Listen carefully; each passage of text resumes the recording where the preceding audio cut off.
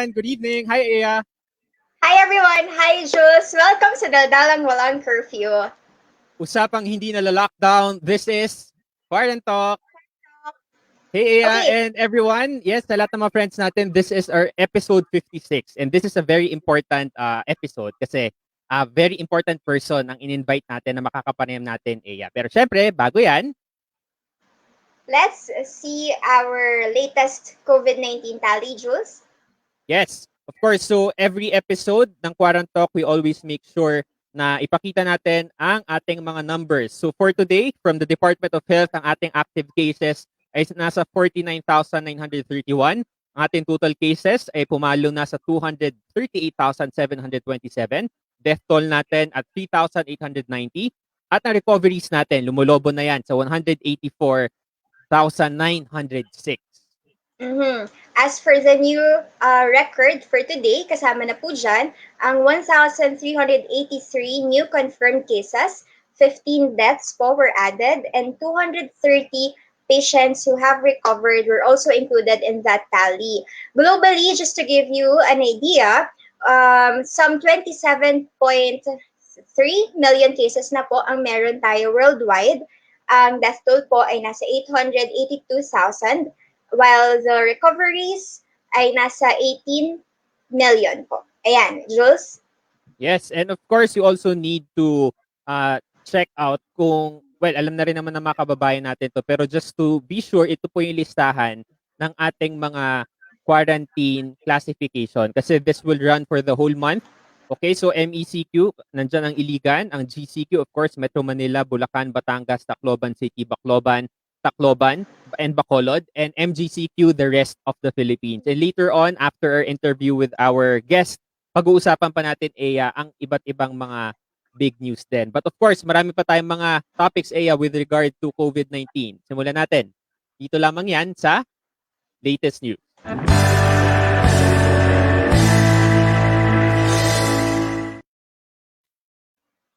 Right, so more updates on COVID-19. The curve of COVID-19 cases has flattened. Ayon yan sa University of the Philippines Octa Research Team na nagsasabing bumaba na ang rate of transmission or the virus reproduction rate ng COVID-19 sa Metro Manila at Calabarzon. Bumaba na rin daw ang positivity rate or ang average ng mga bagong COVID-19 infections. Pero, paalala ni Professor David ng Octa Research Team, hindi tayo dapat maging overly excited sa balitang ito. Ang trends ay pabago-bago at kailangan pa rin mag-ingat because again, nandito pa rin ang virus. Sabi pa niya, the threat is still there. Meanwhile, sa National Task Force Against COVID-19 Chief Defense Secretary Delphine Lorenzana says the Philippines aims to flatten the curve by end of this month. You can read more on that sa CNN and ABS-CBN websites. Well, this is Jules. this is a welcome development, but of course, sabi nga ng mga experts natin, huwag tayong maging complacent kasi diyan tayo napipeligro. Kaya as much as possible, hindi lang as much as possible, kailangan natin ituloy pa rin yung mga health protocols natin. Right. Okay, next news Yes. naman natin. Okay. Right, ito naman. PNP that's probe to probe social media, okay, for quarantine violators. Okay, at ang balita nga natin dito, syempre, kasama na ang social media sa mga kasamang babantayan ng Philippine National Police sa pagsigurong mapapanagot ang mga lalabag sa quarantine protocols. Nilinaw ng PNP na tanging mga viral post o publicly available post lang ang kasama sa monitoring. Ito ay matapos magkaroon ng ilang pangamba sa posibleng data privacy violations. Paalala rin ng National Privacy Commission, kailangan siguraduhin ng PNP na ugaliin na legal ang paraan ng pag-monitor sa social media accounts. Ayon kay Lieutenant General Guillermo Elizar, magiging basehan lamang ang public post na ito ng mas malalim na investigasyon sa posibleng violation. So parang yan daw yung start ng investigation nila. Pero medyo natawa ako doon sa part na yung mga viral post lang daw yung imbestigahan nila kasi baka daw ewan ko So kailangan mag-viral pa muna. Pero alam naman natin na merong pinakamalaking viral post nung May at yun yung pinopost ng mga kababayan natin nung lumabas ang balita na to. Ikaw, anong tingin mo dito? Sana na-investigan din yung viral post na yon. But again, Jules, ang paglilinaw din ng PNP dyan, hindi naman kakayanin kung buong social media world ang iimbestigahan ng PNP. So, uunahin pa rin, priority pa rin, yung mga complaints at public posts na pinapadala mismo sa PNP. And again, hindi ito ang sole basis para mapanagot o makulong or ma-apprehend ang sino man. This will just start the investigation into the possible quarantine violations. So yon, on to our next update on the Right. vaccines. Yes, go ahead, Aya. Sinabi ng sinabi ng Department of Health na patuloy pa rin ang pakikipag-ugnayan tungkol sa mga vaccine trials, pero aabutin pa ng ilang buwan ang clinical trials para sa anti-flu drug na Avigan mula sa Japan, ganun din sa virgin coconut oil na abutin pa ng 12 months. So naglabas din ang Department of Science and Technology ng FAQs o gabay sa frequently asked questions tungkol sa progress ng COVID-19 vaccines at clinical trials sa Pilipinas. So, ma-access po yan sa DOST website, pero ilalagay din natin sa screen nyo ang link to the FAQs para sa progress on the vaccine and some things to know about it. Ayan. bit.ly/COVID-19-DOST-FAQS, all capital letters. There you go. Jules? Yes, okay. So, ayan, at least may mga developments na tayo pagdating dyan sa vaccine at sa iba't iba pang mga progress. Kasi, alam mo ba, 7 months na tayong naka-quarantine, di ba? Ganun kabilis. 7th month na natin ngayong September. Pero, syempre, sa mga pag-uusap natin, di ba, gaya nga ng nabanggit natin dun sa caption natin, for the longest time, inaalam natin kung ano ba yung ambag ng iba't ibang mga sektor. Ngayong gabi po, sa ating susunod na segment, pag-uusapan natin, ano nga ba ang ambag ng ating Senado. Dito lamang yan sa Quarantine.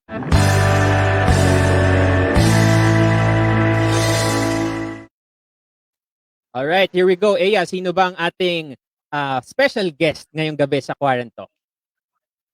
Right. So makakasama po natin ngayong gabi, Chairperson ng Senate Committee on Finance.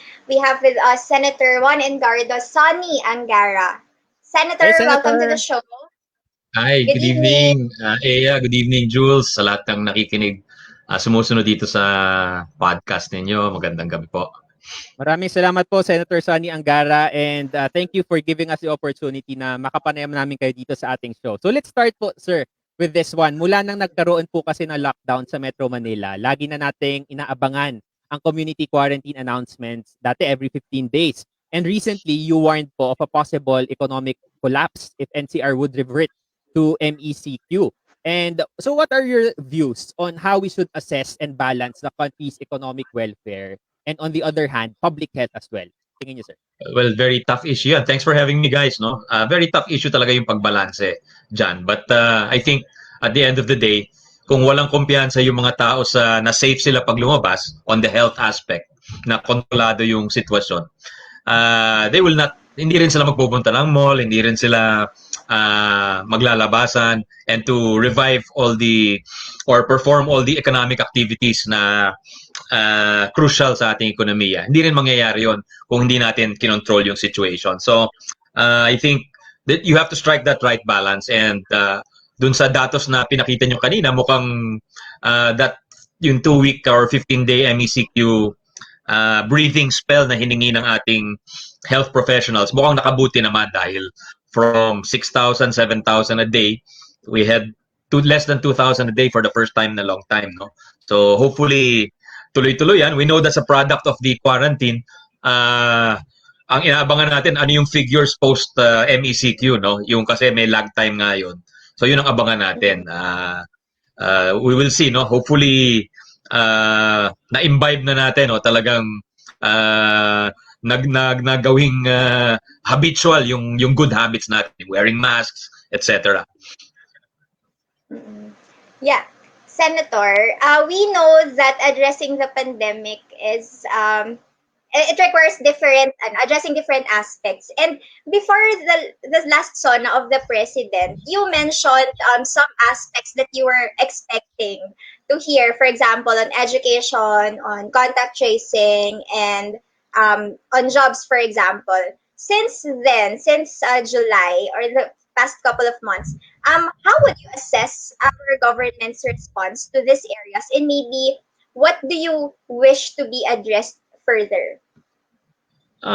Siguro if I had to use one word, nag-improve naman tayo. Hopefully faster yung steeper yung learning curve natin, or not steeper but faster yung improve natin, no? Pero nakikita ko naman na yung testing capacity natin, it's way up to a couple of months kumpara natin sa a few months ago. Mas marami ng testing centers. There's a shorter waiting time for your test results, at although not quite yet in the sweet spot na sinasabi ng health experts, na I forget if it's 36 or 48 hours that you have to get your test results para yung contact tracing nyo in real time, di ba? Kasi pag sabi nila, pag masyadong pag like 4 or 5 days yan, wala nang silbi yung contact tracing mo dahil nakalabas na yan eh. Karamihan nung dapat mo i-trace at i-isolate as a consequence, nakalabas na yan at nanghawa na, especially the asymptomatic cases, no? So I think yun yung some of these aspects, not just now that we've scaled up our testing, yung processing ng testing time is still a challenge apparently because of the lack of medtechs, etc., people to process the results from the lab, among others, no? So these are the little things that really we have to drill down para gumanda yung resulta natin. But again, it all boils down, I think it's no secret anymore, after si Jules mentioned 7 months in quarantine, more or less alam na natin ano yung talagang mga useful responses, no? Like testing, we talked about it a little bit. Contact tracing, medyo talagang done. I think that's one aspect that we really need to improve. Talagang so we put some stuff in Bayanihan to help contact trace. At dito naman sa isolation and quarantine, kulang din tayo ng quarantine center, especially sa probinsya. Dito sa Manila, well, it's also good that we initially we rented out some of the hotel facilities kasi bakante rin yun eh. Dahil sarado yung tourism sector, at least may income yung mga stakeholders ng tourism industry in the form of quarantining. Ginawa rin yun sa ibang bansa like Singapore, I think, no? So sa health response, yun talaga ang pangunahing dapat response natin. And I think at least hindi na tayo under yung sobrang strict na quarantine na kailangan mo talaga bigyan ng allowances lahat ng tao, dahil palagay ko hindi na kaya ng gobyerno after the first round of social amelioration program or SAP or cash transfers under Bayanihan 1. Move on na tayo to a different type of philosophy under Bayanihan 2, is that tulungan naman natin yung mga talagang tinamaan itong huling ilang buwan, yung mga nakasarado ang kanilang mga negosyo, yung mga mawawalan ng trabaho, nawalan ng trabaho, yung mga OFWs na bumalik, for instance. So ito yung a few of the sectors that we tried to focus on dito sa Bayanihan 2, Bayanihan to Recover as one act. Right, sir. So, thank you po at nabanggit nyo na yung Bayanihan 2 kasi kumbaga ito na nga yung malaking ambag ng Kongreso, ng Senado at ng House of Representatives para dito sa COVID response. With over, sir, tama no, 140 billion pesos allocated for COVID-19 response. And ito rin po yung kasabay nung nilabas yung maraming inuutang ng Pilipinas. Sa tingin niyo, sir, dito sa budget na to, dito sa pangalawang phase ng Bayanihan, well, to recover naman right now, how do we ensure, sir, especially from your end as chair ng Finance Committee ng Senado, na matiyak na mas transparent yung pag-monitor natin dito sa paggamit ng pera? Yeah, definitely. That's key, I think. No? Gusto makita ng tao na itong malaking mga halaga ay napupunta talaga sa tama. So, continuing yung report po ng Presidente, in fact, hindi lang to Congress but also to the Commission on Audit. Kailangan niya mag-report dyan at i-detail in specifics ano yung saan nagastos yung mga halaga. Kasi karamihan ng items under the law were lump sums. At yun ang request po ng executive. Ibig sabihin, lump sums, walang masyadong specifications kasi sabi ng executive branch, hindi nila alam talaga how much exactly of, let's say you allotted 1 billion for this item. Hindi nila alam kung yun ay mapupunta sa testing lang or sa tracing. So sabi nila, give us some flexibility to react to the virus. In normal times, yung pag-budget ng Kongreso, both houses, Senate and the House of Representatives, kung anong nakalagay sa budget, hindi pwedeng ibahin ng ng executive branch yon ng mga agencies of government. That would be equivalent to technical malversation, no? So sabi nga nila, because COVID is a new phenomenon, please give us the flexibility. So yun ang naging filosofiya. So I agree with you completely that the flip side of that increased or greater power must be a greater amount of transparency also. Mukhang agree naman sila dito. So hopefully we see good news ahead, no? Na talagang ginastos po sa tama. At binanggit nyo rin yung utang. Ang makagandahan dito sa bayanihan, yung 140 billion na sinabi nyo, a lot of that came from savings dahil naka-avail tayo ng mga savings from, let's say, nag-avail ka. You availed of it at 1% as opposed to 5%. I think at least half of that or one-third of it is from interest rate savings dun sa loans natin dahil gumaganda nga yung credit rating natin. Medyo, that's something that's a bit abstract to many of our listeners and countrymen. Pero ang ibig lang sabihin yan is nakakautang po yung bansa na mas at a lower rate. Kumbaga, dati umuutang ka ng bumabalik ka ng 10%. At least ngayon 1% na lang. So may savings ka. And hopefully yung savings na yon, at least dito sa bayanihan, yun ang gagawing source ng funds dito sa bayanihan. Sir, habol ko lang regarding Bayanihan 2 pa rin. Kailan po inaasahan na mapirmahan to ng Pangulo natin? Kasi tapos na po with the BICAM, di ba? So what's the next process? Yes. Actually, 2 weeks na namin ina-approve yan. So we're just waiting for the Office of the President to finally transmit to Congress na napirmahan na talaga ni Pangulo. Dati may seremonyas pa yan sa Malacanang pa ng pirmahan. Magpupunta doon ng mga senador at congressman. But we don't expect that now. So just as announcement from the Office of the President, sabi nila, iniikot pa daw nila sa iba't ibang ahensya for their feedback.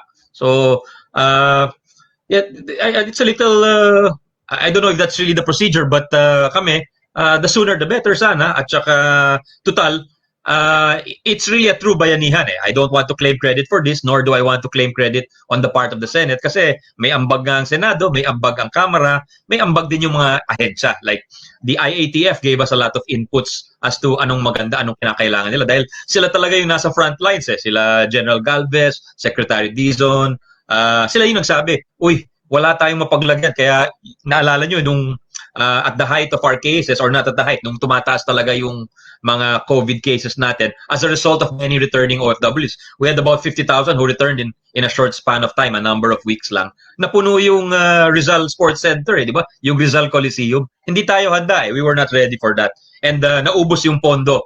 That the funds came from the DOT, part came from the Tourism Department, part came from the DND dahil sila yung disaster component. So naubos yun. So kailangan dagdagan yun. Yun dinagdagan po natin yun. And at the same time, some provinces naman, wala talaga mapaglagyan. Paano kung may COVID doon? Hindi naman pwede, dati, school building ang ginagamit. Okay yun kung summer. Ngayon, magpapasokan na. So, hindi na, yun kailangan ng pasilidad yun. So, yun yung mga small items na we had to listen to the people on the ground. Ano talaga yung pangangailangan nila. Mm-hmm. Right. And yeah, I hope maisabatas at matapos na talaga yung bayanihan too, because MSMEs are also are waiting for some of the provisions to be enacted then dun sa bayanihan with all the support needed. And just to add now for our viewers, let me just show on your screens, there's a Citizens Budget Tracker. Diyan po, Senator, pinapublish din nila yung financial report from the President na binibigay sa Congress. I took www.covidbudget.ph. It's an initiative of some groups. So they translate the report, kasi several pages yon. They make it more visual so that people would understand the numbers. That's wonderful. That's a wonderful, pag budget, maraming inaantok dyan Pag mga lumalabas na yung mga numero, parang, parang may gagawin yata ako di ba? Parang, so it's good that they can really laymanize some very not interesting topics to some people, no? Kasi talagang may stake tayong lahat dyan. And moving on to your legislative response, Senator, you have filed 2 bills, if I'm not mistaken, or maybe more. Let us know if there are more bills. But we know of 2. The one is for the digitalization and reskilling or upskilling, addressing the new normal that we have. Can you tell us more about this? And ano ang estado nito? Bilang, I think this was a few months ago pa. Yeah.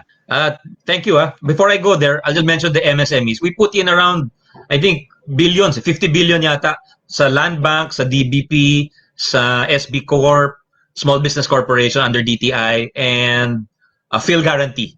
These are government financial institutions na pwedeng umutang ang ating MSMEs and other businesses dahil alam natin marami talagang tinamaan. Just to put that out there also. So yung a few of the bills we crafted, yung Digital Careers Bill that's been heard already in the Labor Committee headed by Senator Joel Villanueva.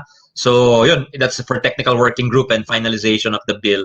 Ito yung talagang recognizing the importance of work from home arrangements of our freelancers and having a commitment talaga na that the government will try to further these digital careers in and also provide for the training of people. Like dapat may targets tayo, may roadmap tayo dahil right now, believe it or not, there are even some computer colleges which don't even offer coding, which is like a very basic skill and very in-demand skill, no? Employable ka pag code, you can do coding, no? Sa Singapore, they already do that in grade school, sa elementary pa lang. So kahit mag-set tayo ng konting goals with respect to that, para yung not only do we want to attract this 21st century type of establishments and businesses, but also to have these types of jobs, we need the workforce also. Otherwise, we'll fall into the trap of the job skills mismatch, di ba? Minsan, may jobs, walang skills. Yun ang nangyari nung umusbong yung BPO industry. At the time, ang reklamo ng mga managers ng BPOs about 15-20 years ago, bakit 1 out of 100 lang ang natatanggap dun sa it's either your communication skills, your English speaking skills, it could be anything, no? But they discovered hindi pala kailangan ng full-blown college or vocational course. Kailangan lang siguro the industry, the IT BPO industry developed a module, or I think it was only 3 weeks and you're already ready to be employed. So that 1 out of 100 hiring ratio went up to maybe 6 or 7 per 100 in a short span of time, which just shows yun talaga, kumbaga yung piso na ininvest mo talagang goes a long way kasi ang daming yung what you invested in the training, ang daming na benepisyo. Yun ang kagandahan mo, no? So we have to invest in training for modern industries, itong digital careers dahil alam na natin yan ang new normal, no? And then another one is yung digital transactions bill, which it's really it's long overdue actually because matagal ng clamor niya ng ating freelancers, di ba? You're a freelancer, you don't really want to leave your house anymore dahil may gagastos ka. Marami sa MSMEs natin, wala namang item for a messenger, unlike let's say you have a small law firm or you're di ba wala ka namang messenger na magfa-file sa'yo unlike the big law firms. So you would appreciate having being able to file your income tax online. And meron nga ang BIR, pero ang problema, pag file mo, kailangan mo pa rin mag-file ng hard copy. So parang na-defeat yung purpose. In fact, the purpose of the digitalization was to make it easier. Ito pinahirapan pa dahil bukod sa physical, kailangan mo mag-online. So hindi na-grasp yung concept of digitalization as a way of bridging the gap for MSMEs, di ba? So now no choice na tayo. It's time we did what we want. And itong maganda dito sa Bayanihan to Recover as One or Bayanihan 2 bill is we put in some provisions na mawala yung red tape sa gobyerno, yung pag-antay sa applications, tapos nag-apply ka na in full, biglang magdadagdag ng application, ng bagong requirement. Hindi na pwede yon. You have to settle things within 7 days, and if it's not settled, it's considered or deemed approved.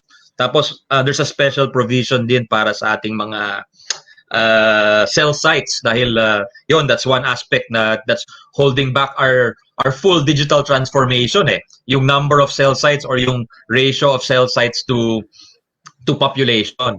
Kumbaga parang compared to Vietnam, times ilan tayo. Tapos parang we're only comparable to the greater Tokyo area in terms of the number of cell sites we have. At narinig natin si Pangulo, talagang sabi niya, you telcos, you better shape up. Sabi naman ng telcos, sir, etong mga local governments pinapahirapan kami. Lampas 20 yung mga mga application form or mga kailangan na requirements. So here we just limited it, we streamlined it. It's just the building permit, it's just the environmental compliance, and if it's a private residential area or subdivision, then you must get the approval of the residents. So yun lang. Very very simplified, very minimal application for 3 years. So hopefully that digital divide that exists with respect to our IT network and infrastructure we can somehow make that giant forward. So kumbaga, Senator, parang purasado talaga lahat ng mga sectors ngayon na mag-adjust ng mabilisan kasi parang ito na yung Yes. new normal talaga natin. Pero sir, balik ko lang dun sa bayanihan. Meron bang particular duration kung hanggang kailan lang ninyo ine-expect na magastos yung buong budget for Bayanihan 2? And right after this Bayanihan 2, what are we looking at? Yung Bayanihan 2 is in general, it's in force until December 19, 2020 of this year. And the reason is that's the day that because it's an emergency powers bill, our constitution requires that it ends on the last day of session of the Congress. So because it's an emergency powers bill, that's in the constitution. So that's the day we adjourn. But there are certain provisions na mas matagal yung kanyang longevity or duration, like the one that we talked about, yung sa streamlined permitting for cell sites. That's good for 3 years. Tapos doon naman sa pag-release ng budget, kahit basta na-transfer na by December 19 yung pera, like the Department of Budget, pumasok na yung pera sa gobyerno, nilipat na niya sa Department of Health or Department of Education or TESDA or whatever implementing agency it is. Kahit lumampas yun, pwede naman gastusin yun basta nandoon na yung pera sa kanya. Just like Bayanihan 1, hindi na siya enforced, pero we just read in the papers today, namigay ang DSWD ng ayuda sa ating mga jeepney driver. This is very welcome news dahil talagang isa yan sa mga sektor na nagrereklamo na parang napag-iwanan sila. So I was very happy to read that, and I hope Bayanihan, we placed a provision in Bayanihan 2 na yung mga hindi nakatanggap under Bayanihan 1 should be priority under Bayanihan 2. So hopefully we'll see more of that, no? All right. Jules, any other questions on the Bayanihan 2? I'm good. Okay. Because I will now move on to Senator Angara's personal journey this pandemic. Senator, you recently launched your initiative on the plasma donation website called Plasma ng Pag-asa, if I'm not mistaken. Yes, Can you tell us more about it in terms of how accessible it could be, and has it been helpful so far for others, considering the different studies being released about the immunity after having Yes. Yeah. First of all, we'll the doctors swear by it, yung plasma. Pero just to put it out there, kung natatakot sila, yung WHO says it hasn't undergone enough clinical trials for them to make a definitive pronouncement. Pero if you go to the hospitals, talagang binibigay ng mga doktor yan, whether you're in Manila or Cebu. And we started out with this plasma ng Pag-asa dahil yun talaga ang naging personal experience natin. And I think a week or two after I left the hospital, bandang early April yon, tinawagan na ako ng doktor sa St. Luke's. Sabi niya, "Sir, may pasyente kami sa St. Luke's." I was in BGC, but yung pasyente nila was in St. Luke's QC. Sabi niya, "Nangangailangan sir ng plasma dahil medyo matanda na." So, yun, I gave blood, and I discovered you can only give blood pala every 14 days. Tsaka hindi pala, I'm sure many of us have given blood, no? So, parang simple, straightforward yung pagbigay ng plasma. Tuturukan ka lang, tapos kukunin yung dugo mo. Ito pala mas komplikado, kailangan may equipment ka, at kinukuha yung dugo mo, kinukuha yung plasma, tapos hinihiwalay, tapos binabalik sa'yo yung ibang, yung non-plasma aspect nung dugo mo. So it's a procedure that takes over an hour. So it's quite may medyo matrabaho siya, masalimuot, very technical, and you have to have the equipment also. So we started out with 4 hospitals in Manila. Now I think we're up to 15 or 16. And ang problema talaga yung konting-konti lang talaga yung sources ng plasma. I think all over people are complaining. I get so many texts from friends, and I try to just refer them na lang to the website and to itong mga hospital kasi sila talaga yung nakakaalam. Pero dati kasi wala talagang central repository of information eh. Kumbaga, itong mga doktor, tinatawagan lang yung doktor niya sa isang hospital. Oh, meron ba kayo dyan? Meron ba kayong nakaka-recover dyan? Meron kaming pasyente din. So, it was very ad hoc, very temporary. So, we just wanted to find a way to help institutionalize it. No? At sa ngayon, after that, the Red Cross also came up with its own plasma ng pag-asa, which is good because Red Cross is one of the top blood collecting agencies in the Philippines, no? Whether public or private, talagang masigasig sila they're known for that, and talaga sila. So maganda na sila, they're on board also the plasma bandwagon, maganda yon. And even the DOH now is also kind of trying to encourage patients. Ang problema nga kasi, yung mga pasyente naman na recovery, nagdi-decrease na yung antibodies mo. So there is a theory now that yung immunity naming mga nagka-COVID may only last for 3 months, unlike previous viruses na yung immunity mo can last for years. So medyo natakot ako doon at dahil talagang nakikita no, sinasabi nga ng mga doktor, I gave plasma na a second time. Sabi nila, teka, parang bumababa yung antibodies mo. And that's an experience shared by my fellow COVID victims like si Senator Zubiri, si Howie Severino, our journalist friend.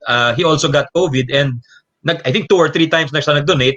Sinabihan din siya ng doktor na your antibodies are decreasing. So itong plasma is a very precious resource eh. And talagang nakabubuhay siya.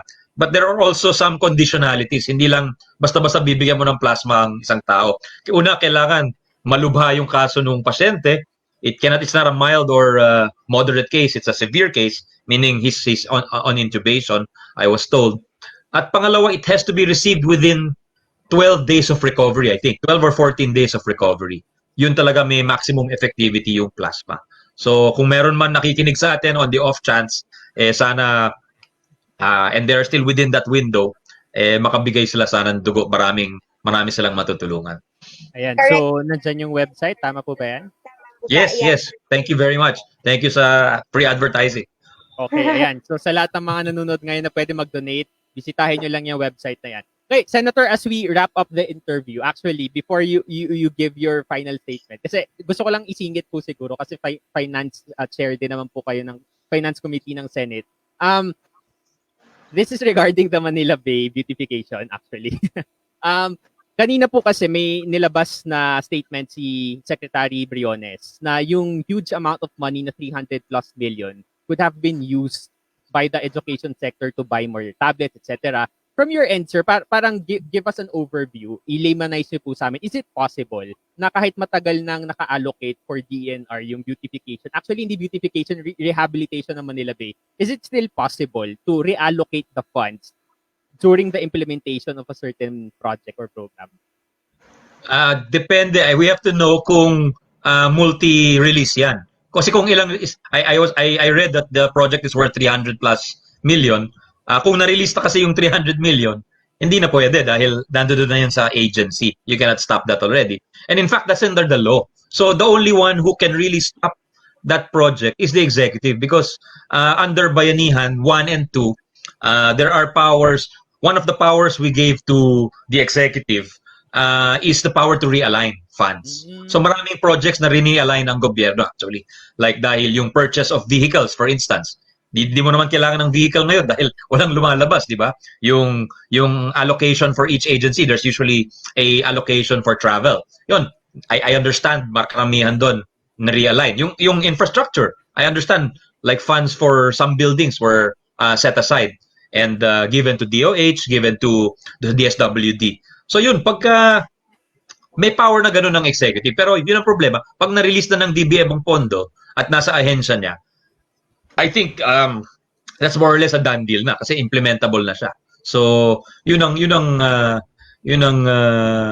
mangyayari niyan dito sa Manila Bay, Boracay Beach. Manila Bay Beach. Ayan. Thank you. for your insights on that. But before that, sorry, I just also want to ask, what's the Senate or your personal maybe foresight on what's gonna happen after December 19 or after at the end of this year, and the COVID-19 is still here. Ano ang magiging response ng Senado pagdating dito? Ano nga asahan ng taong bayan na pwedeng maging action on the legislative side on the COVID-19 response? Well, hopefully we have the 2021 budget and that will be responsive kasi yung Bayanihan 2 parang pantakip natin dun sa pagkukulang natin or pangangailangan from now till December. And then starting January 1, assuming both houses of Congress na ipasa yung budget on time. Hopefully January 1, we have that new budget which is responsive to the new normal at sa pangangailangan ng lahat ng taong bayan, no? So yun ang theory natin in terms of time, no? Of course you have a 10-day gap there, pero Christmas break naman yan usually. That's not really a time when we all function, no? So hopefully ganun ang mangyayari, no? The president will sign it and then hopefully the funds will last until December kasi dun sa Bayanihan 1 parang naubos ka agad dun sa salta, sa unang salta. So I think the lesson here was try to be a little more moderate in the use of the funds para it will last a few months. Okay. Senator, as we end the interview, siguro you could use this opportunity to reach out to the people, especially as someone na nakaranas ng COVID mismo. Kasi right now, for the past 7 months, parang more on figures na lang natin nakikita yung mga COVID, yung mga personalities, hindi natin nakikitaan na stories mismo. So from your end, sir, please encourage everyone na huwag maging complacent kahit na nagpa-flatten na raw yung curve. Go ahead, sir. Yes. Tama kayo, Jules and Ian. Well, first of all, thank you for having me on your show. No, it's an honor.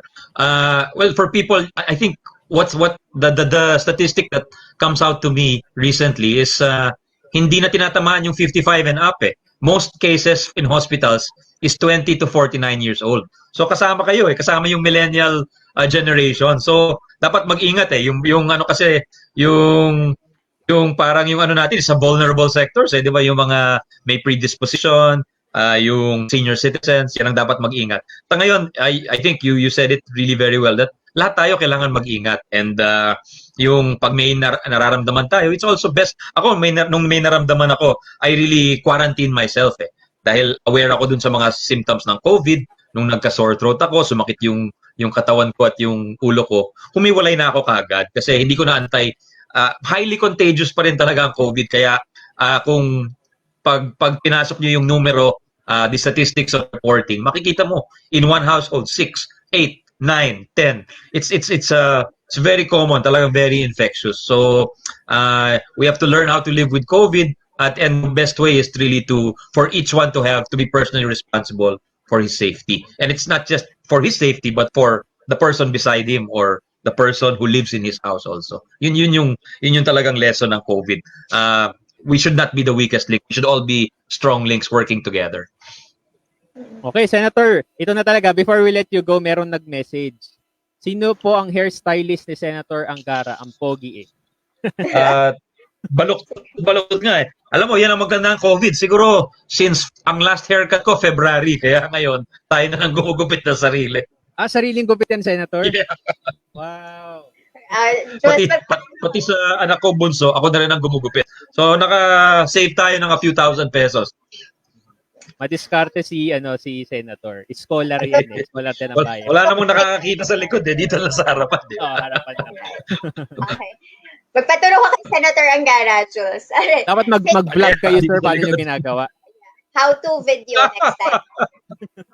Alright, maraming salamat, Senator, for joining us tonight here on Parent Talk. Salamat po. Thanks a lot, and Jules. UP ba kayo pareho? Kasi UP colors Yes, sir. UP fight. Thank you guys. Thank you so much. Sir. More power Good to you. Po. Salamat. Good night. Good night po. Okay, ayan, nakita natin kung paano ang ambag ng Senate pagdating dito sa COVID response. So nalinaw ni Senator kanina kung hanggang kailan yung duration ng Bayanihan 2 o itong Bayanihan to recover as one. And for the next year, kung may pangamba, it should be responsive doon sa 2021 budget. Okay. Oo. Ang Bayanihan 2 na hindi pa napipirmahan. Ayan na, 2 weeks na palang pinirmahan. Natapos yung BICAM ng Senado at ng House of Representatives. So executive, nasa inyo na yan. Okay, kailangan nyo ng pirmahan yan para ma-implement na yung mga bagong projects and mga bagong programs under Bayanihan 2. Okay, ngayon Eya, tuloy-tuloy pa rin tayo sa ating usapin sa ating mga big news. Dito lang yan sa Latest News. Ay, joke lang. Foreign trends pala muna. Ano bang trending topic natin? Thank you, thank you.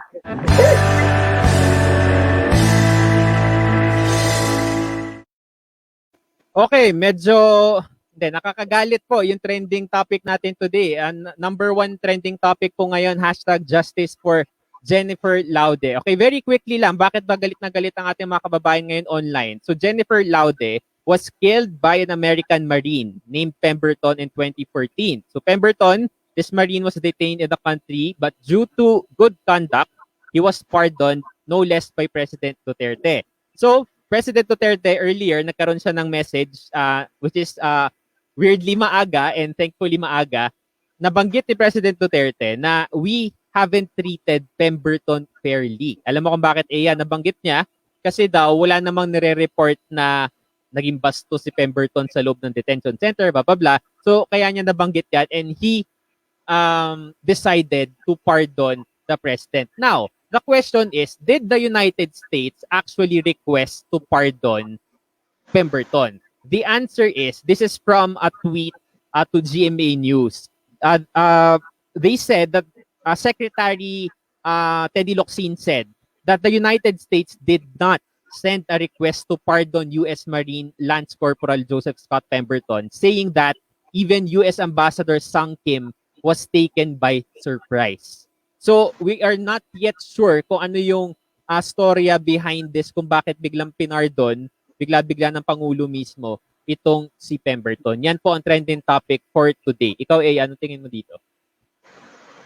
Ayokong tingnan, Jules. Joke lang. Kailangan nating harapin ang mga ganitong usapin na totoong nakakagalit. Pero mostly ako right now, mas nagtataka nung dun sa mga statements na lumabas, no? Earlier, ang una ko lang nakita was a presidential spokesperson statement na binura ng presidente yung mga parusang dapat pang ipataw sa kanya, pero hindi yung fact na pumatay siya ng tao. Sa pagpatay kay Jennifer Laude. And that fact alone, it's a heavy matter that should have been taken lightly. At yung tanong ngayon ay, bakit merong presidential pardon? At ngayon, Jules, what do you think about this? Well, may isang resounding tweet na actually na-retweet ko rin to kanina. Sabi niya, kaibigan ko to si Ace, sabi niya na from 2016 kasi yung binabandera ng government natin ay itong independent foreign policy. And the president has been very consistent in a way before na talagang independent foreign policy tayo. So, what's the reason behind this pivoting? 'Di ba? Yun yung nakakapagtaka na even as per Secretary Teddy Boy Locsin, hindi naman pala ni-request ng Amerika. So, what's in it? 'Di ba? Anong man nangyari behind the past few months kung bakit biglang nagkaroon ng pardon? So, yeah, antabayan na natin kung ano yung magiging reaction ng pamilya ni Jennifer Laude dito. Pero marami na ring nilabas ng mga reaction yung iba't ibang mga rights groups regarding this. So, yan po ang ating, Ito yung mga panahon na masarap maging investigative journalist para bosisiin yung mga ganitong usapin. Jules, Guiang, let's proceed. Right. So, now let's proceed to the big news. Dito lamang yan sa second part ng latest news.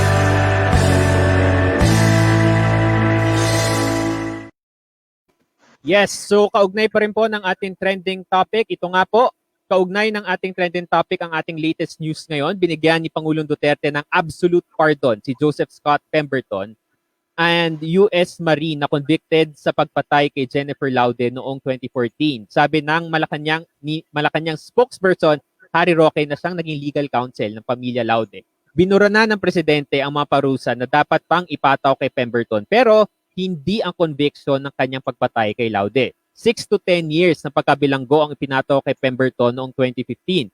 Pero kamakailan ay nagdesisyon ang Regional Trial Court ng Olongapo na maaaring makalaya ng mas maaga si Pemberton dahil sa good conduct. Dahil sa desisyon ng presidente, maaari nang makabalik si Pemberton sa United States. Alam mo, yung ibang reaction ng mga kababayan natin dito. The current administration has been very critical with this GCTA, itong Good Conduct Time Allowance. Pero it's kind of weird na ginamit din nila yung itong angle na to with regard to Pemberton. Mhm. Okay. Tingnan natin ng mga, actually, Alright. Jules, Ihabol yes. lang pala natin to, Ea. May isa pa. Ito yung sinabi ni spokesperson Harry Roque. Ayan. So para lang malinaw na siya rin yung nagsabi niyan. And yeah, just for the record, he was the legal counsel of the Laude family. Right. There. Thank you, Jules. Again, you can read more on that on Inquirer and ABS-CBN websites. All right. On to our next news update. Tungkol nga ito sa umingay sa media na paglalagay ng white sand sa Manila Bay. Ito po ay synthetic sand dahil bawal sa batas, na pinagbabawal ng batas natin na ilipat ang natural white sand mula sa ating coastal areas. So galing umano ito sa dolomite boulders sa Cebu province. Pinutulan po yan ng ilang mga environmentalist groups gaya ng Greenpeace, Kalikasan at Oceana Philippines. Sabi nila, walang maitutulong ang white sand sa Manila Bay rehabilitation. Pangalawa, maaari pa itong makasira sa natural ecosystem. At sabi nga nila, kanina rin, maraming nagsasabi na pwede pang magamit sana yung fund na ito sa ibang mga bagay, lalo na ngayong panahon ng pandemic. At sinuportahan naman ni Manila Mayor Isko Moreno ang paglalagay ng synthetic white sand sa Manila Bay sa paniniwalang alam ng Department of Environment and Natural Resources o DNR kung ano ang makabubuti o makasasama sa Manila Bay. Para naman kay Presidential Spokesperson Harry Roque, ang white sand ay makakabuti rin sa mental health ng mga Pilipino ngayong pandemic. Pero, ayon sa Department of Health, maaari daw magdulot ng respiratory issues ang paglanghap sa dolomite dust na siyang gamit sa artificial white sand nga na yan para sa Manila Bay. Pero paglilinaw ni DOH Undersecretary Vergere, hindi naman daw siguro ipapatupad ng DNR ang proyekto kung hindi ito napag-aralan ang mga posibleng masamang epekto sa tao at kalikasan. Oh, that's right up from ABS-CBN, also an Inquirer. Jules, what can you say about that? Siguro gusto ko lang mag-react, Ea, doon sa sinabi ni spokesperson Harry Roque na makakabuti sa mental health ng mga Pilipino. Number one, lahat ba ng mga Pilipino ay dadaan sa Rojas Boulevard para sa mga nakakaranas ng mental health problems, dadaan ba sila dyan? At number two, pag dumaan ba sila dyan at nakita nila na may white sand na dyan, bukod pa sa magandang sunset ng Manila Bay, talaga makakabuti nga siya sa mental health. Gagawa ba sila ng pag-aaral kapag malinis na ang Manila Bay? Kapag may white sand na dyan, susuriin ba nila kung talagang umayos yung mental health ng ating mga kababayan? Yun yung mga questions natin. So obviously, I think some officials right now are just sugarcoating the problem para hindi na siya lumaki. So ayun lang, sana mas maging maging mapanuri doon sa mga sinasabi ng mga official. Jules, ito yung isa masasabihin ko na namang looking the bright side on things and thinking positive and seeing the good things and the bad kind of comments from some officials, no, na I think it was just a comment na na-point out na okay naman siya sa mental health. Pero ako personally, naniniwala rin po ako na nakakatulong ang magandang tanawin, maaliwalas para sa mental health natin. Pero mas lagi natin titingnan yung heavier public interest, and that's the issue on the environment and the health of everyone, lalo na sa pandemic, diba? This is an environment issue to begin. Yeah. Yes, okay. Jules. Yes, and siguro on behalf of the Manileños, diba, we apologize to the beautiful island of Cebu and the people of Cebu. Dahil nakita mo yung photo, Ea, nung yung isang mountain doon na talagang natapyas because of this one. So, we apologize for that, and talagang hindi siya necessity at this moment, 'di ba? So, yun lang nakakalungkot. Okay, isa pang balita natin. Oh, yes, Ea. Sorry. Paalala lang po bawal pa rin po lumangoy sa Manila Bay. Hindi pa rin safe, hindi pa tapos ang rehabilitation sa Manila Bay. So, kahit i-enjoy natin ang white sand dyan, kung may white sand man na matuloy yung white sand na yan, hindi pa rin po advisable na lumangoy sa Manila Bay. At kahit pumunta po kayo dyan para i-enjoy ang white sand para sa inyong mental well-being, again, reminder to still practice social distancing and wear your masks. Pinaalala rin po yan ng DOH sa kanilang presser. Okay, Jules, on our Yeah, and third we invite you guys sa viewers natin na manood on Wednesday sa QT Earth kasi ipapaliwanag yan further kung ano bang environmental risk. Okay, next news natin, and I'm sure maraming na bad trip din dito. Ito naman yung sa MTRCB, Movie and Television Review and Classification Board, proposed to include in its scope streaming services like Netflix. Okay, presidential spokesperson said it would also consider the views of lawmakers on the matter. Umani kasi ng batikos mula sa mga mambabatas ang panukalang isama sa regulasyon ng MTRCB ang Netflix at iba pang streaming services. Netflix had some 16 million new subscribers in the first quarter of 2020 due to imposed community lockdown amid the pandemic. And yun nga, for me, that's why it's called MTRCB for a reason. Movie and television, walang Netflix dyan, walang streaming. Okay, so it would, I think, I am not an expert of law, pero it would entail legislative actions again para dapat maisama yung mga streaming ng mga movies para sa scope ng MTRCB. Magiging MTS, Movie, Television, and Streaming Services Regulatory Board. Pero, again, sa ngayon, we're enjoying the free space of the online world. But again, ganun talaga, nauuna rin ang innovations bago sumunod ang legislations. So Yeah. this is I would say this is a valid concern. This is worth asking, no? Dapat bang i-regulate ang mga streaming services? At tingnan natin kung ano yung mas nararapat na sagot sa tanong na yun. Kasi ito ay nagmumula sa isang concern sa kind of content and the parenting controls na meron sa parental controls na meron sa mga streaming services. Jules. Right. Okay. So on the last note, we proceed to the last part of this news. Light news naman tayo.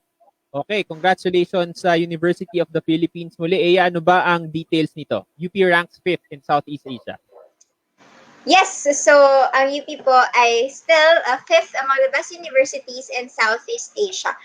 Ayun lang naman yung update doon, Jules. Kaya ka nakasuot ng maroon jacket, no? And again, this is for this year, 2020, and that's only considering the universities in Southeast Asia. You can read that story on ANCX website, ANCX at abscbn-cbn.com. Okay. So now, right, Eya. Yeah. So we proceed to the last part of the show. Of course, nag-uusapan natin kung may ambag ang Senado kanina, ano naman ba ang ambag ng iba't ibang mga institusyon. Dito lamang yan sa Ano ang Ambag Mo.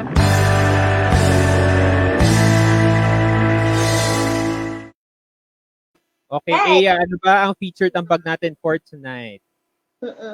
Yun ang segue natin dahil sa UP ranks 5th, kailangan pa rin po ng ating UP students ang tulong dahil 5,600 UP students pa rin ang nangangailangan ng kaagapay sa kanilang remote learning. You may donate to help students acquire the tools necessary for their education, and with your donations po through the kaagapay.up.edu.ph, you may choose your donations ranging from 100 pesos to 110,000 pesos. May option po kayo to support a student for a week, for a month, and even through 4 years of schooling. So it's now made easier through kaagapay.up.edu.ph. Pag pumunta po kayo dyan, you can check several options on how you can donate, and at the same time, choose the kind of support that we can provide. So I will now flash on your screen again the website. Ayan, andyan po yan, kaagapay.up.edu.ph. And you can also look it up on Facebook, #kaagapayup. There you go. Yun, Jules. Okay. And I believe meron ka rin balita tungkol dito. Yes. Yes, the Hatch Hub partnered with UP. So ito po yung kung nasan ako ngayon, yung co-working space namin dito sa Maginhawa. So we are partnering with Kaagapay UP. So we will be launching a registration portal online para sa mga UP students na walang access sa internet, and you can use the space.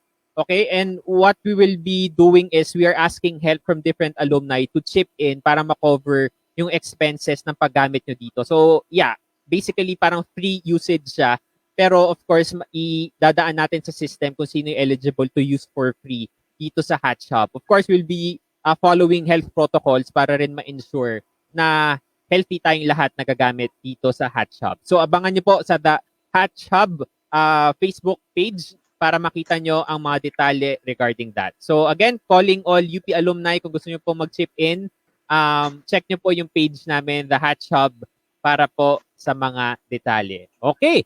So Right. yeah. Yes, sasabihin ko lang po na decent and mabilis naman po ang internet sa The Hatch Hub. Also, meron pong free popcorn dyan. So, yung mga estudyante natin, hindi sila magugutom.